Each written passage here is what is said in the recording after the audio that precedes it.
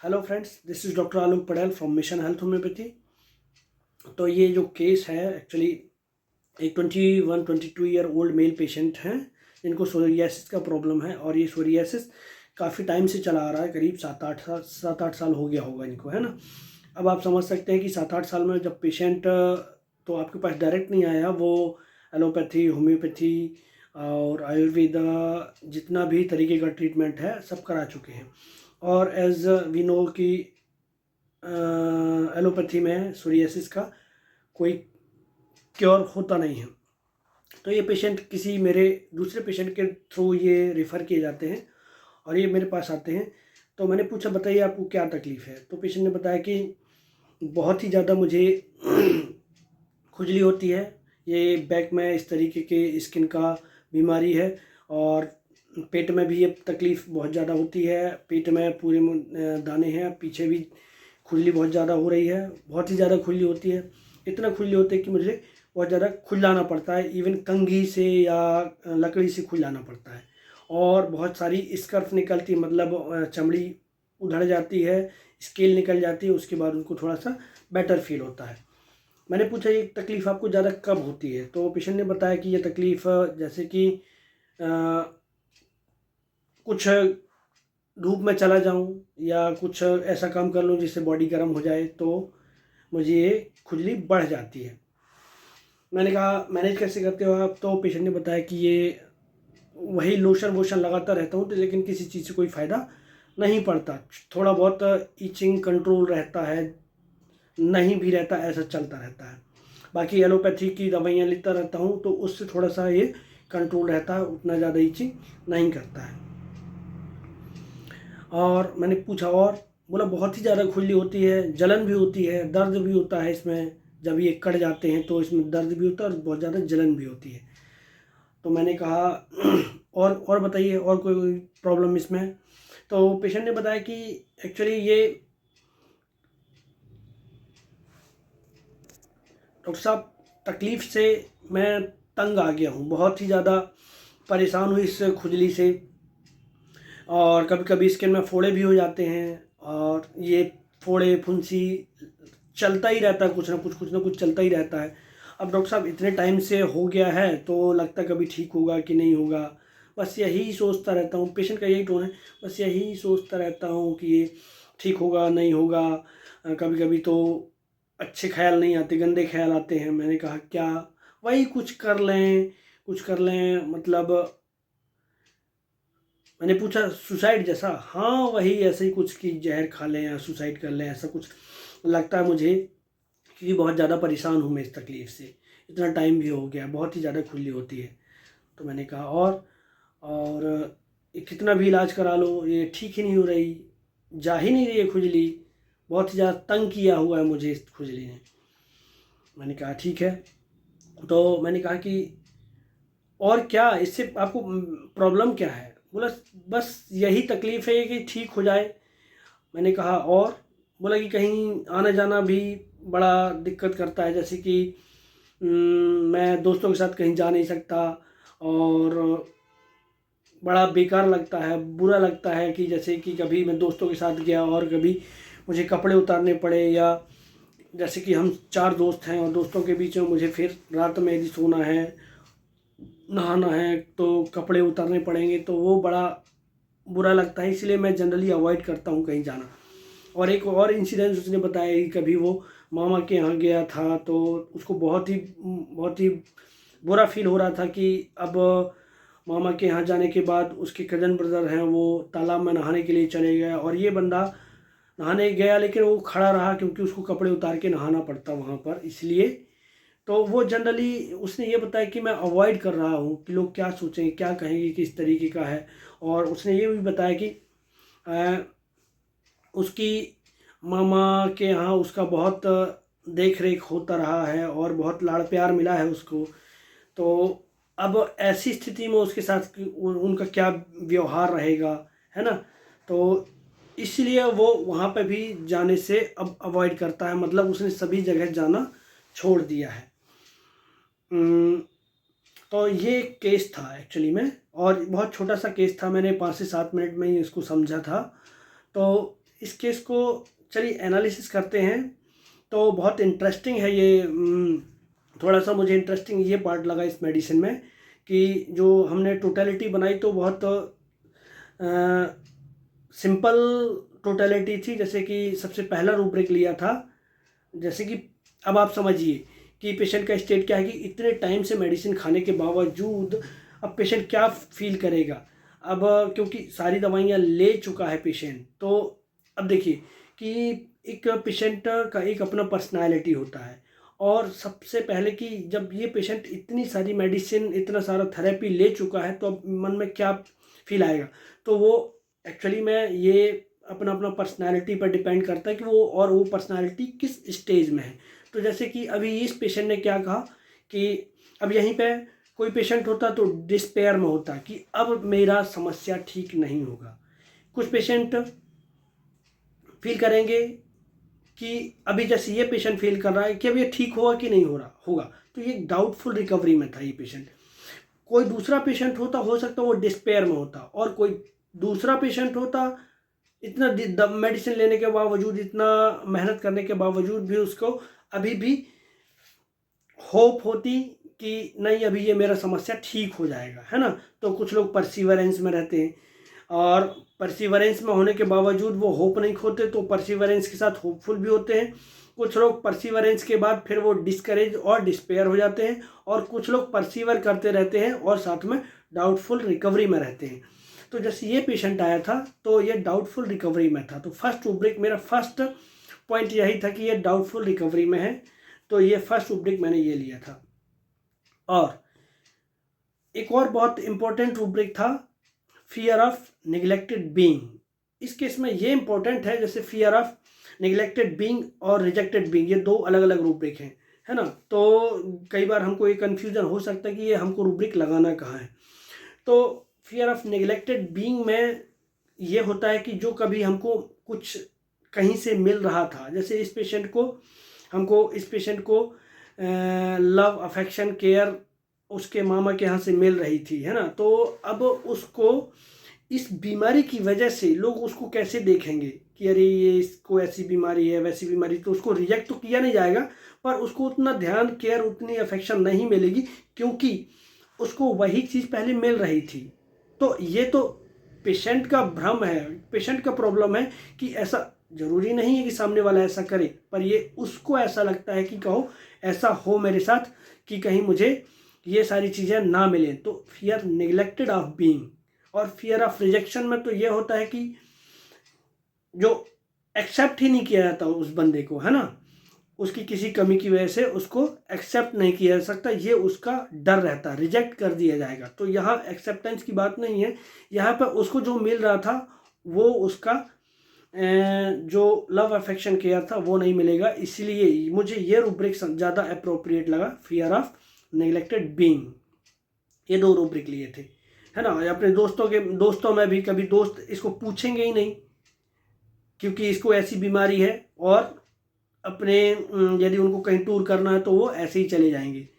और तो ये पेशेंट क्या फील करेगा, 4 सेकेंड फील करेगा, है ना। तो यहाँ पे उसको, तो जो रूब्रिक्स हैं, बहुत सारे रूब्रिक्स हैं जो फियर में है, इसको सिर्फ डर रहता है ऐसा कि ऐसा ऐसा होगा। तो फियर ऑफ नेग्लेक्टेड बीइंग और डाउटफुल रिकवरी ऑफ, और fear of opinion of others, ये एक बहुत प्रोमिनेंट रूब्रिक है जहाँ पे लोग, ओपिनियन का मतलब ये होता है कि लोग तरह तरह की ओपिनियन देंगे इसकी समस्याओं को लेके।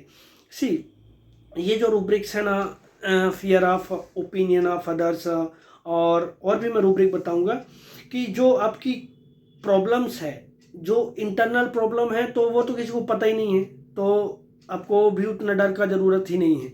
जो प्रॉब्लम आपकी सामने, पब्लिक के सामने दिखाई देगी, बॉडी के एक्सटर्नल पार्ट में है, जो सराउंडिंग्स में दिख जाएगी, तो सबसे बड़ा प्रॉब्लम इस मेडिसिन का वही रहता है ना। आप तो मैक्सिमम लोग समझ ही गए होंगे कि इसमें कौन सी मेडिसिन दी गई है।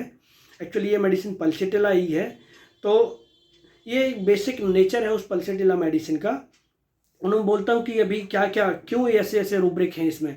तो इंपॉर्टेंट रूब्रिक है इसका fear of opinion of others, इसको डर रहता है है ना। एक रूब्रिक है sensitive to opinion of others, तो उसके साथ क्या है, पेशेंट संवेदनशील होता है और sensitivity is directly proportion to reactivity. तो हम किसी की सेंसिटिविटी को ऐसे समझेंगे कि वो रिएक्ट कैसे करता है ना।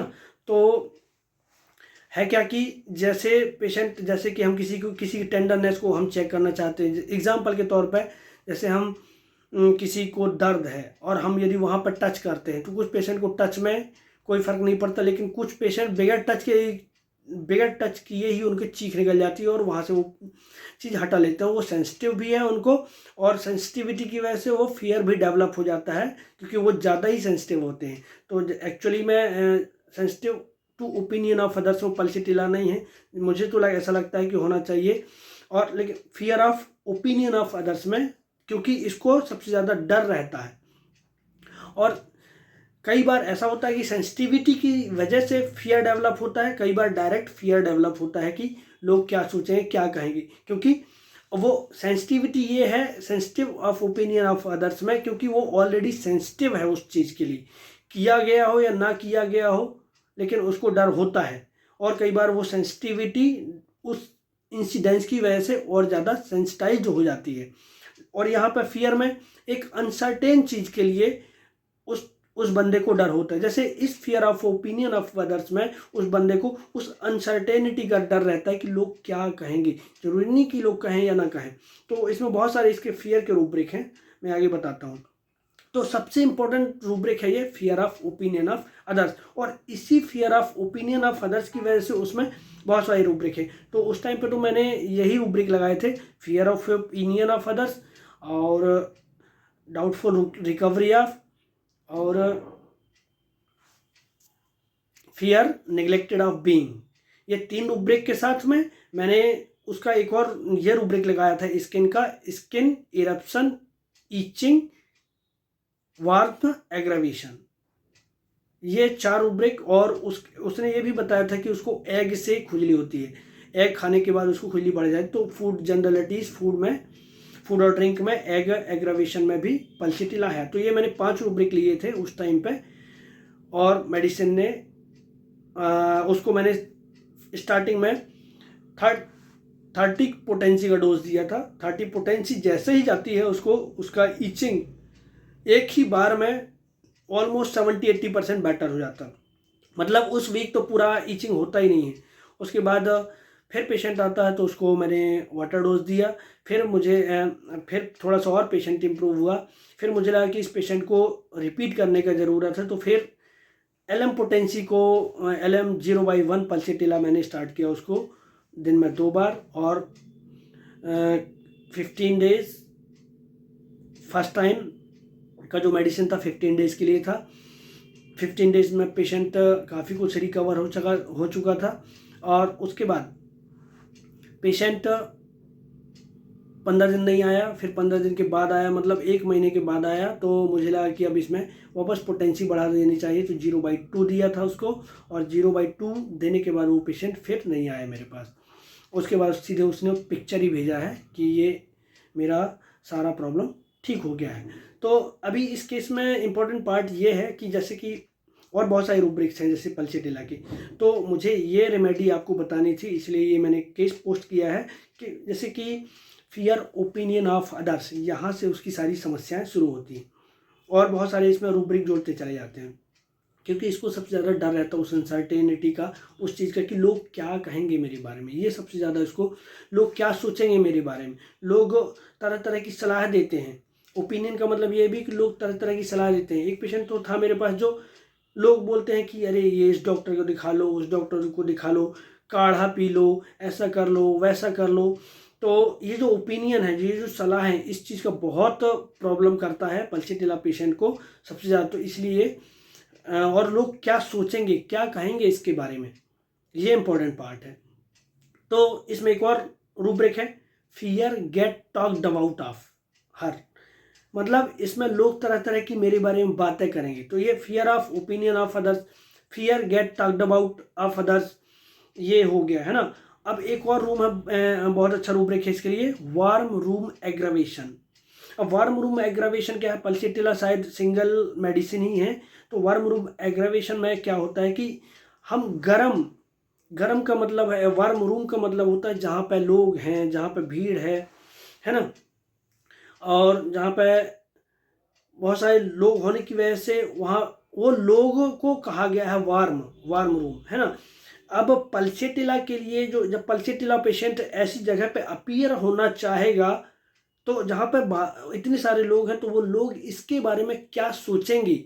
अब जैसे कि मुझे ही कुछ प्रॉब्लम है स्किन का, अब वो सीधे फेस पे है, अब मैं ऐसी जगह पे जा रहा हूँ, ऐसी पार्टी में जा रहा हूँ जहाँ पे वार्म रूम है, वार्म जगह है, जहाँ पर लोग हैं, तो वो लोग मेरे बारे में क्या क्या सोचेंगे, क्या क्या ओपिनियन बनाएंगे। तो fear of opinion of others भी हो गया, फियर गेट टॉक्ड अबाउट हो गया, और फियर ऑफ वार्म रूम हो गया, है ना, कि वहाँ इसीलिए उस रूम में जाने से उसको डर लगता है। एक और इंटरेस्टिंग रूब्रिक है इसका, fear mirror in room of. Mirror क्या होता है, मिरर को ऐसे समझें कि हमको अपना आईना दिखाने वाला। अब आईना क्या होता है, हम अपने आप को देखते हैं उसमें। तो जैसे कि कुछ लोग, जो लोग होते हैं, जो पीपल होते हैं, वो भी हमको हमारा पहचान बताते हैं, हम किस तरीके के हैं और किस तरीके से देखते हैं। तो जैसे कि मेरे चेहरे में कुछ प्रॉब्लम है, या पेशेंट के चेहरे में कुछ प्रॉब्लम है, किसी के चेहरे में भी है, तो वो जो लोग हैं वो मिरर की तरह काम करेंगे, और वो आपकी समझ, आपके जो प्रॉब्लम्स है वो आपके मुंह पर बोल रहे हैं कि आपको यार क्या दिक्कत हो गई, कैसी दिक्कत हो गई, इसका कुछ इलाज क्यों नहीं कराते, ऐसा क्यों नहीं कराते, वैसा क्यों नहीं कराते, है ना। तो ये जो आईना दिखा रहे हैं वो जो लोग हैं, वो इसीलिए उस आईने से भी उसको डर लगता है। तो fear mirror in room of, ये रूब्रिक हुआ, है ना। तो एक और रूब्रिक है वार्म रूम एग्रावेट। उस गर्म जगह पे, रूम को मैंने बता दिया, और उस ऐसी जगह पे जाने पर पेशेंट को बुरा लगता है, अच्छा नहीं लगता, है ना। तो अब इसमें बहुत सारे, इस पेशेंट के साथ ये एक इम्पॉर्टेंट पार्ट था कि जैसे कि स्टेट ऑफ माइंड, जैसे कि इस पेशेंट में स्टेट ऑफ माइंड जैसी थी, वैसी उसकी स्टेट ऑफ बॉडी भी थी, वैसी बॉडी रिएक्ट कर रही थी, और जैसा स्टेट ऑफ बॉडी होता है वैसी स्टेट ऑफ माइंड होता है, मुझे इस केस से समझा। अब देखिए कि जैसे कि स्टेट ऑफ माइंड, इसका स्टेट ऑफ माइंड क्या है। अब देखिए हर जगह वार्म रूम, वार्म चीज़ से उसको प्रॉब्लम होती है, और इसको उसकी स्किन भी वैसे ही रिएक्ट कर रही है, उसको भी वहाँ हीट पसंद नहीं आ रहा, गर्मी पसंद नहीं आ रही, गर्मी से उसको प्रॉब्लम होता है ना। तो पेशेंट जो पल्सिटिला में, ये उसकी एक पिक्यूलियरिटी देखने को मिलती है, और मतलब हीट से प्रॉब्लम है पल्सिटिला को, क्योंकि पेशेंट क्या चाहता है, carried desire to be carried and cared. Catch का मतलब उसको लाड़ प्यार इस तरीके से अफेक्शन देने वाला होता है, तो अफेक्शन रिटर्न चाहता भी है। तो गर्मी का मतलब होता है यहाँ पल्सिटिला के जो सेंस में है, हीट है ना, हीट वार्म सब गरम को रिप्रेजेंट करती हैं, और पल्सिटिला को गरम नहीं चाहिए, उसको कोल्ड केयरसिंग लव अफेक्शन इस तरीके का उसको चाहिए, जो उसको सूदिंग और अच्छा फील कराए, है ना। तो इसीलिए पेशेंट को ये पल्सिटिला जो मेडिसिन है, वो जो carried desire to be carried and caressed इसमें है, और ओपन एयर एमेलोरेशन में भी पल्सिटिला मेडिसिन है ना, क्योंकि वो रूम से बाहर जाना चाहता है, और वो वहाँ पे अच्छा फील करता है। इसलिए पल्सिटिला का जो जनरल नेचर है, ओपन एयर एमेलोरेशन, जो वो अच्छा फील करता है बाहर खुली हवा में। एक और इम्पॉर्टेंट रूब्रिक है, अब जैसे कि पल्सिटिला में और भी रूब्रिक, डलनेस हीट ड्यूरिंग, ये भी एक रूब्रिक आपको देखने मिल जाएगा। इरिटेबिलिटी हीट ड्यूरिंग, इसका मतलब वही जो हीट है ना। अब आप वो फीवर के टाइम पे भी उसको ले सकते हैं। तो ये बहुत सारे इसके मेटाफोरिकल मीनिंग हैं जो पल्सिटिला को मैच कराते हैं। और डलनेस हीट ड्यूरिंग, और एक और रूब्रिक है इस पल्सिटिला में, जिसमें सिंगल पल्सिटिला है, delusions people are making noise. उसको ऐसा लगता है कि लोग मेरे बारे में बात कर रहे होंगे। सबसे बड़ा जो ये रूब्रिक है ना, लोग मेरे बारे में तरह तरह की बातें कर रहे होंगे, इसीलिए मैं नहीं जाऊँगा। इसीलिए उसके इतने सारे जो फियर्स हैं वो पैदा होते हैं। फियर गेट टॉक्ड अबाउट, और fear of warm room aggravate, fear of opinion of others. ये सारे रूब्रिक इस रूब्रिक की वजह से पैदा होते हैं, क्योंकि उसको ऐसा लगता है कि ये जो डिल्यूजन है उसका, delusion people are making noise का मतलब लोग हल्ला कर रहे हैं उसके बारे में। नॉइज मतलब जो आपको अच्छी नहीं लगती, जो बातें जो आपको कान प्रिय नहीं होती, जो आपको कानों को मज़ा नहीं आता जिसको सुनने में, और वही बातें चल रही हैं। और स्पेशली उसी पेशेंट को लेकर के, तो ये पेशेंट पल्सेटिला का ऐसे फील करता है। और लास्टली जो पेशेंट ने क्या किया था, उसने कि वो मेडिसिन लेके चला गया और उसके बाद वापस नहीं आया, है ना। तो उसका जो ये सडन बिहेवियर है, सडन चेंज, किस तरीके का चेंज कि उसने फ़ोन ही उठाना बंद कर दिया, है ना। तो ये है एब्रप्टनेस उसका, पेशेंट का। तो ये जो बिहेवियर एब्रप्टनेस कहलाती है, इसीलिए उसने इस तरीके से बिहेव किया। अब क्योंकि उसका नेचर है, अब एवरेज भी लगा सकते हैं, पर एवरेज इसलिए नहीं उतना इम्पोर्टेंट है यहाँ पे। यदि एवरेज होता भी तो बोल देता डॉक्टर साहब की मेरे पास पैसे की कमी थी इसीलिए, या तो फिर वो बार्गेनिंग कर लेता, कुछ भी कर लेता है ना। लेकिन वो उसका ये नेचर ही है, सडनली इस तरीके से बिहेव कि आपको लगे कि अरे क्या हो गया उसको ऐसा। तो ये एब्रप्टनेस था पेशेंट का। तो पल्सेटिला से ये पेशेंट ठीक हुआ था। Thanks for watching. ये सोरियासिस का केस था। Thank you.